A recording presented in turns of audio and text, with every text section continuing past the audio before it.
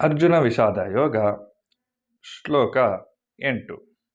ನೀವು ಭೀಷ್ಮ, ಕರ್ಣ, ಸಮರಜಿಯಾದ ಕೃಪ, ಅಶ್ವತ್ಥಾಮ, ವಿಕರ್ಣ, ಸೋಮದತ್ತನ ಮಗ ನಾದಭೂರಿ ಶ್ರೀವತ್ಸು ಮತ್ತು ಜಯದ್ರಥ.